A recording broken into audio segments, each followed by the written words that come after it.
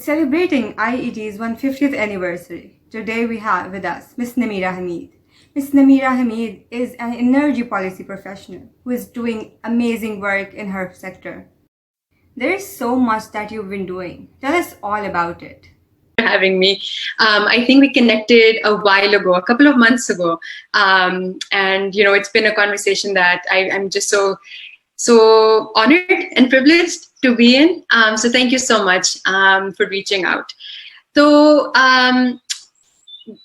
the story of what we're doing at Women in Energy Pakistan is that there were a few of us who were working in the energy sector, especially in the public sector of the energy fields in Pakistan. And, as the story goes, for so many women that you would speak to, that there were very few women working in the sector. We would have, one person working in an office of 50 other men. And then, you would see other women working in a similar field in another office or at another meeting or at a conference. So a few of us got to know each other through these spontaneous meetings. And then we decided a couple of years later to come together to make a network.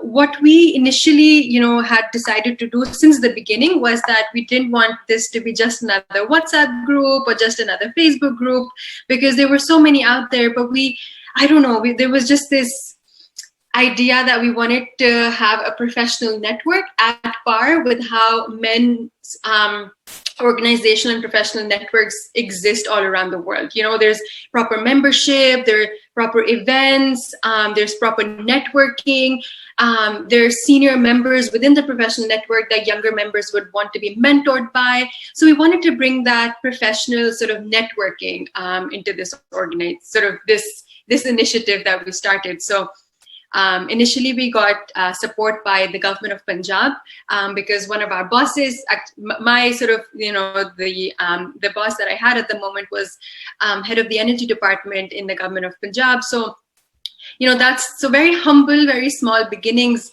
But now we are present all across Pakistan. We have institutional linkages with a lot of big names in the private sector in Pakistan, such as K Electric and Engro, as well as with the public sector organizations in Pakistan like BABDA. This is 3 years into our journey, but we feel like this is just the beginning because there's so much work that needs to be done. There's so many amazing women like yourself who are studying engineering, are coming out of these very important technical fields, and we just want to make it easier for you when you enter the working space in Pakistan. So hopefully your experience might be a little bit different from ours. Women in energy has to be a big concept. What was the idea behind it? That's a good question. So the only reason that this is working is because all of us are doing this in addition to our full-time jobs. Some of us in our team are mothers of young children. And so this would be a third thing that they're doing. They're taking care of their children and their families. They're taking care of, the 9-to-5 job that they have, which is not 9 to 5 in so many cases. They're working long hours. And then this is the third thing, if not more, that they're taking care of. So it's literally the sort of the importance of the concept behind this that drives us, that gives us the energy. So there are 7 of us in the sort of core organizing team, which makes it really easy for it to run. So I'm currently based in London, but I was formerly in Lahore, and we decided to come up with a structure in which we have 2 people in Lahore, 2 in Islamabad, 2 in Karachi, and now also a couple of people in Peshawar. So the idea is that, there's one focal person in each of the cities, and they drive the activities, but also they have this sort of close relationship with the members of that city, so that kisi bhi moment pe, if I'm busy with my work, if I have a conference happening at my job, so I can take a step back and the others join. And that's just perfect, because no organization should have one face attached to it, because then it's not sustainable. So our organization, actually, we've had a few members leave because they were moving countries, or they were, joining more, they were pursuing other interests, and we had new members sort of join the organizing team. So it keeps on continuing, and that I think is very exciting, because that shows, there's so many women in Pakistan who want to give back and who also want to fight this cause, because this is a fight. We're fighting for women's rights, gender parity, for women's voices to be heard in the sector, and for women to be at the decision-making table. So we're not just saying, oh, hire more women, क्योंकि बहुत दफा CEOs पता है क्या कहते हैं, I'm sure you've heard this, कि हाँ अभी हमने पिछले दिनों 5 HR receptionists hire की थी, तो देखिए हमने इतनी females hire कर ली हैं. And we're like, वो भी अच्छी बात है, but that's not what we're aiming for. The sort of ultimate goal that we want is more women at the decision-making table, making decisions. So more women leaders. And ये pyramid की तरह अभी दिखाई देता है कि नीचे तो we have so many amazing engineers and students like yourselves that are graduating, but ऊपर जाते वो एक ही ऊपर किसी को पता होगा senior खातून का. So we want to make sure कि वो थोड़ा सा और balanced हो जाए. Why was it so important to highlight women in energy? So energy sector specifically, I can delve into that now. So energy, when we say women in energy, we also are very inclusive of women working in the power sector. So iske andar aapki government ki jitni bhi departments hain wo hain. We also have the regulators, so Nameerah or AEDB or so many other sort of central bodies. Then also private sector. So there's a lot of small solar companies that have been cropping up in the last few years. There's also large institutions like K Electric and Engro that I mentioned. So uske andar there are a lot of jobs. Then power sector se hat ke, we also have the environment. Uske andar there have been a lot of more women working in environment sector traditionally in Pakistan. And then the biggest and most booming sector of all within sort of the larger energy ambit is climate change. Recently, what's been so interesting for us to see is young female activists who are sort of leading the cause for climate activism in Pakistan. We hosted 7 of them recently for a talk, because these are 16-year-olds, 17-year-olds who are active on social media, who are tagging parliamentarians, who are calling them in it's just so inspirational. So the sector is not old babas, sitting and making decisions. This sector is filled with so many new ideas, so many young people who are moving back from foreign universities back to Pakistan, and even from local universities that want to see this sector sort of changing with the times. An energy and public policy professional, what made you choose this field? An interest or an inspiration? My father used to be in the oil and gas sector in Pakistan, and it was the most boring topic that I could have imagined. I didn't even understand half of the terminologies he would use. When people ask you, oh, what does your dad do? I wouldn't even know, because I was like, it was a big technical word when I was growing up. I had no interest. And I was just studying development studies, poverty reduction, international economics, all that good stuff. And it was when I was in my 2-year master's degree, I was in Washington, DC at the time, that I randomly took a course in energy, and I was hooked. That was the first course that I took. It talked about all the renewable energy technologies, and this is quite a few years back. So this is 2012. And my professor was talking about, the sort of new technologies that are being used, how important it is that we have this energy transition from, old fossil fuels to these new technologies. Even if renewable energy is intermittent, how it's still important that countries have, a growing percentage of their energy mix coming from these renewable energy sources and all of that stuff. And I never looked back. It was just so interesting. Also because it's important, right? Like, I feel like, yourself too, and I'm going to ask you a question right after I end this, that, whatever we want to study or whatever we want to do in life, I think it needs to have a purpose. So energy or engineering or any of these fields where we're putting in so much time and effort to study, clearly we want it to have a meaning, right? कि जिंदगी में मकसद कोई है, ठीक है, we're living a good life, but at the end of our life, looking back, we'll be like, thoda bahut, we did something important. We contributed to something important. So I feel like energy is one of those fields. And, the sort of engineering choices, for example, that you would make in your career are so important in creating the foundations of this country, and not even the country, of the globe. So I'm going to ask you now, what made you decide to pursue what you're studying? So basically, when I was in my O levels, I had the subject global perspective, right? So it was all about how the world works and what's important and what's purpose and not. So I actually took this renewable energy as my thesis, as my research project. Then, like I was like 15 maybe or 17.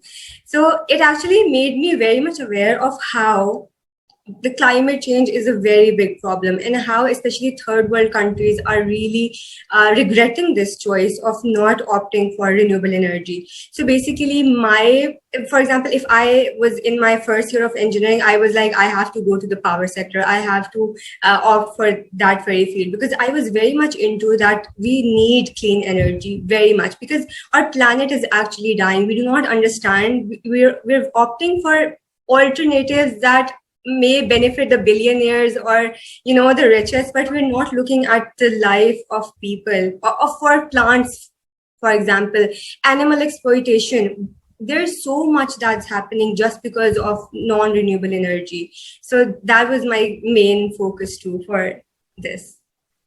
That sounds amazing. And also, so bringing back gender into the conversation, what is the ratio of female students to male students in your classes?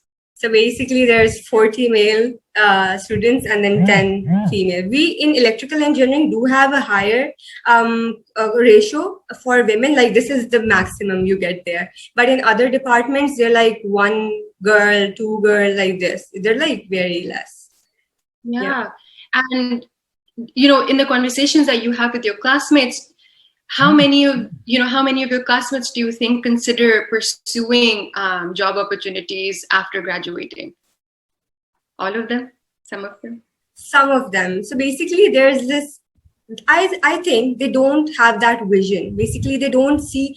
I think they don't find the road they can go on. Nobody's there to guide them that yes, a road does exist. So basically, now that I'm conversing with you, I'm actually trying to let them know that yes, I've talked to women like Dr. Ramla, I've talked to women like Yumna, like I'm trying to make them aware that yes, a road does exist, and your dedication will actually help you go there.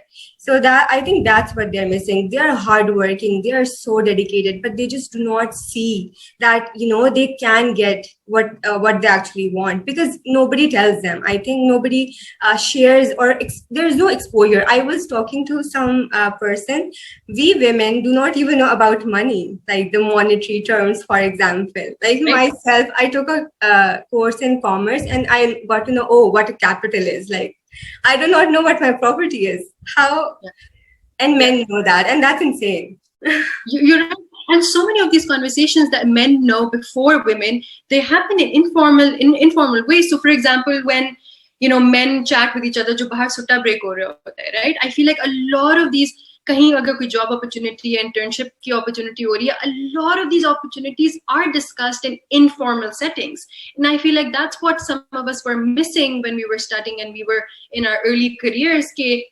We wouldn't have these informal ways of chatting. And also because of the social sort of cultural it is difficult for women to just like join men out in whatever informal break that they're having. It's easier said than done. I've done both. Like, ठीक है, क्या चाहता है? किसी ने रोका तो नहीं है. आप भी जाके join कर लो. But it's, it's not comfortable and it's not natural. And all these sort of ways of कि हाँ अगर कोई opportunity आती है, you think of someone कि उसको recommend कर देते हैं. All of this happens informally. So I feel like, you mentioned the perfect sort of two things that are happening. One is formal channels. कि formally classes we may not be taught about our taxes, about finances, about savings, about investments. There's so much that I'm learning now about investing that I wish I knew in my early 20s. And there's still so many people, even here in the Western world where I am, who don't know about investing opportunities or savings and stuff. So I feel like it's so important to, to have these conversations that you're hosting. So thank you so much. And also to keep outlining areas where you think women would need more of a push. So if it helps, these conversations help your classmates to see career opportunities, or to see possible mentors, or to see, life outside of giving the exams. So that's great. And, that's what we're here for as well. To be mentors, to pass on skills, soft skills, technical skills, and yeah, to just have more visible, prominent women out there. In talk of energy, we're also discussing sustainability. So what are your views on it? No, this is an important question, and you mentioned it already, in that, just the way that we think about energy in Pakistan, for a lot of years it was about solving the energy crisis. So a lot of what we were studying and working on was, okay, we need to install more power plants to be able to create, have more electricity, because there was always an electricity deficit. But now, for the past couple of years, that conversation has sort of changed 180 degrees, in that we have excess supplies at times, but it's the sort of distribution and transmission aspect which needs more of an investment by the government. So that's where more of the sort of effort needs to be put in. So while we are in this transition anyway, it's so critical that we try to have more of a balanced energy mix. Currently, the energy mix in Pakistan is heavily reliant on fossil fuels, which is not easy for Pakistan, in the sense that we're not energy secure.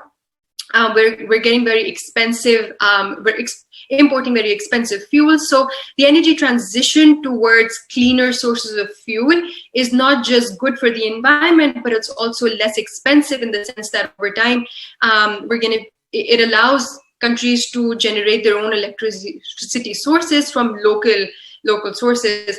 One thing that I'll mention here, in addition to renewable energy sources such as solar and wind, the conversation here that we see in the global West is turning a lot towards green hydrogen.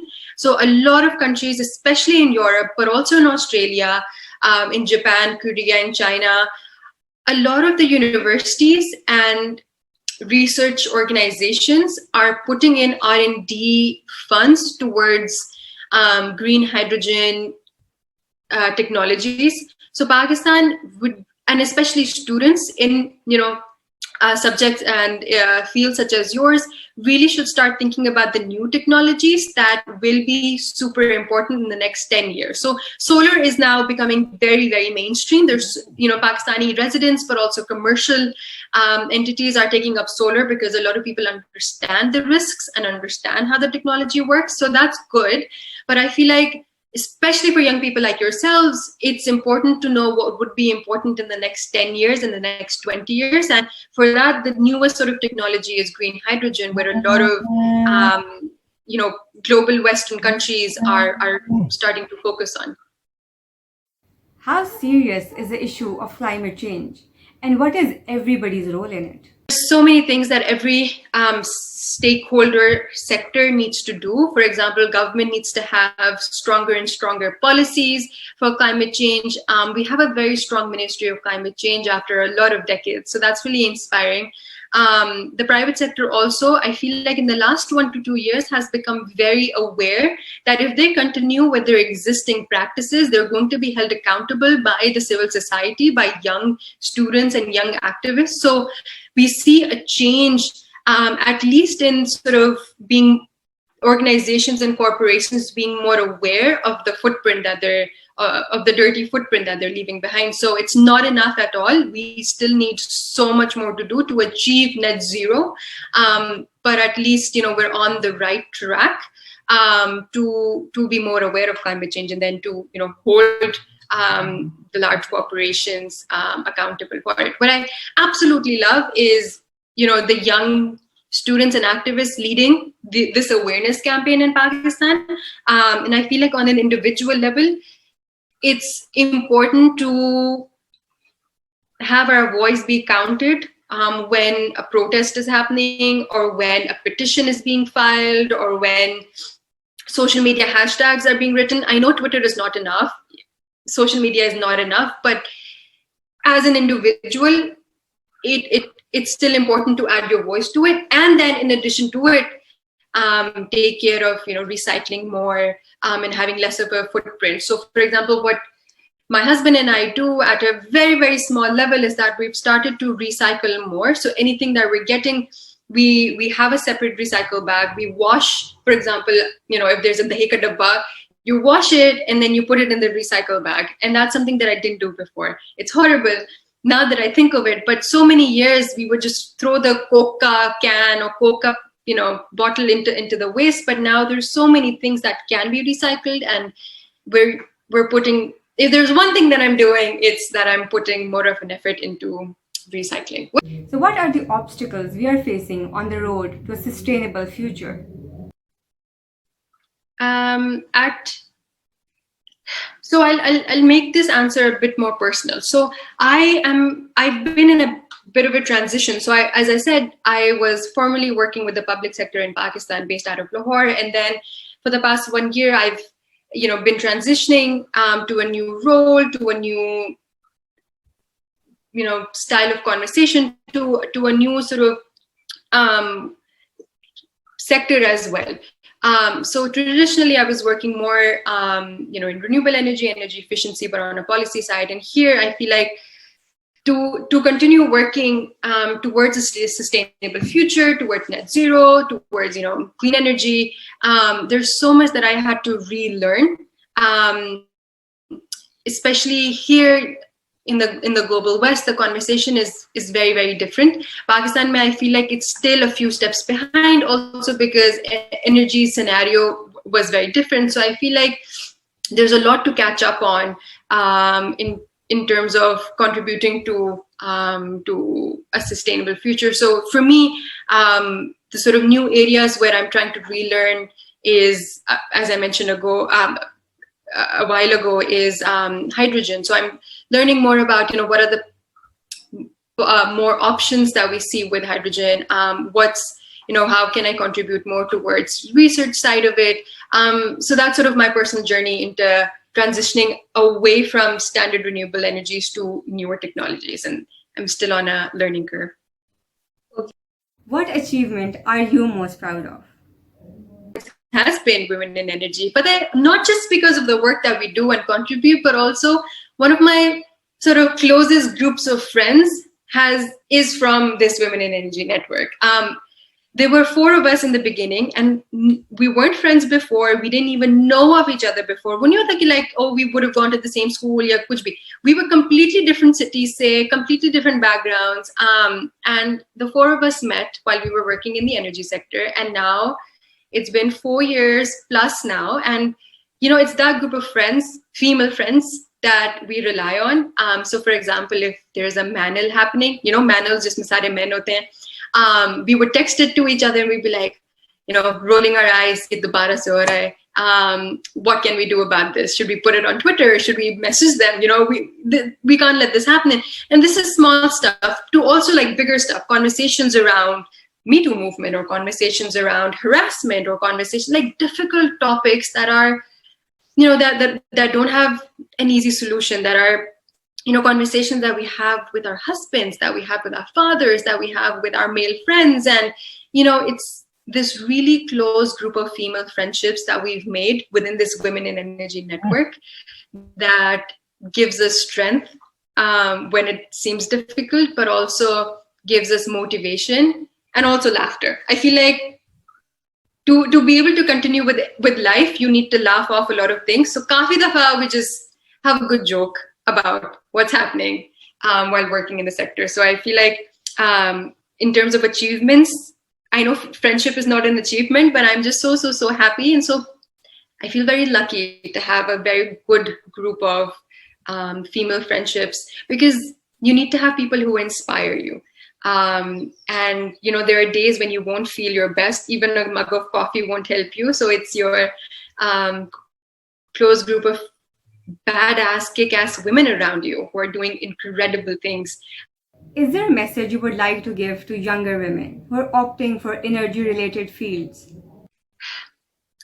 you need to continue believing in yourself. I'm saying this to you, but also to other women. Do not for 1 second let the male-dominated society get to you. And on a more serious note, also, there are so many women who come before you with 5 years more experience, or 10 years more experience, or 20 years more experience. Rely on them.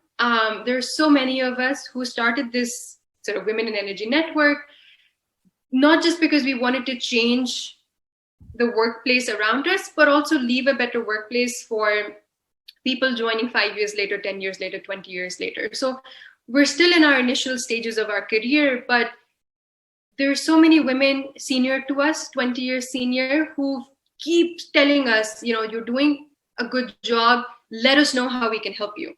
So, there's an amazing group of very senior women in Pakistan who are our mentors, but also who keep giving us support. So that's what we want to do for younger students as well. Use us, absolutely use us, in terms of our skills, our networks, our connections, our, anything that we can help you inspire with, anything. If you're in a difficult situation, use our expertise, because that's what this network is for. We do, it's a good mix of technical stuff that we do and soft skills as well. So technically, we have been arranging training for female engineers for solar PV installation. We do job fairs, the one that you attended.